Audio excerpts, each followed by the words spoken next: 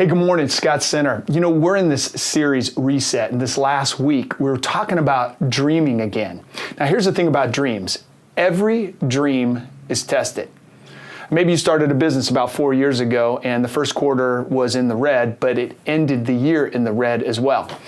Maybe you're a student who's had on this goal to get some degrees, but you had to drop a class or you failed a class this last year.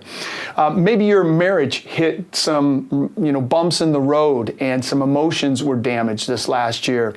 Or maybe your nonprofit hit some roadblocks for funding, or maybe just your growth in Christ has stagnated. Here's the thing about dreams. Every dream gets tested, but not every dream is realized. And here's why.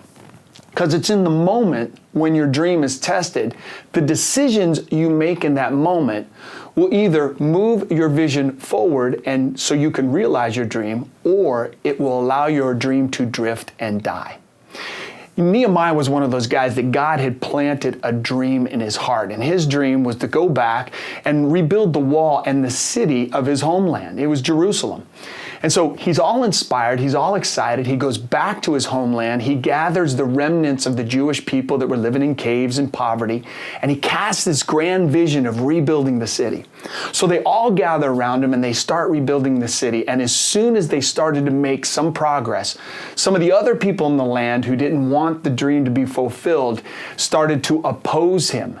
And Nehemiah and his people came up against great opposition and some great obstacles to overcome.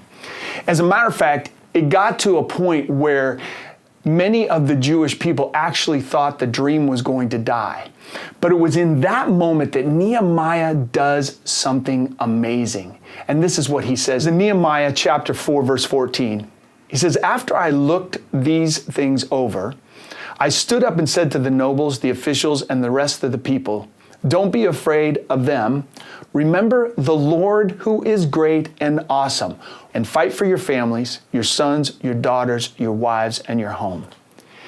What's awesome about what Nehemiah said is in this moment, he resets the hearts and minds of the people by reminding them who is the source of the dream, and it's God. Here's why that's so important. When you remember God, you reset your why. Why am I doing this? Well, God's called me to this. And if God's called me to this, He's going to make a way for it, even if it's inconvenient or uncomfortable or even risky. You reset your who. Whose am I? Well, I'm a child of God. And therefore, if I'm a child of God, I go with His authority, His power, and His blessing. You reset your how. How am I going to do this? Well, you do it just like Nehemiah. One day at a time, one stone at a time, one call at a time, one class at a time, one conversation at a time, one sacrifice at a time, one obedient step at a time. You reset all those things and remember who the source of your vision comes from. I don't know where you're at today, and I know that maybe some of you might have some dreams that are teetering right now.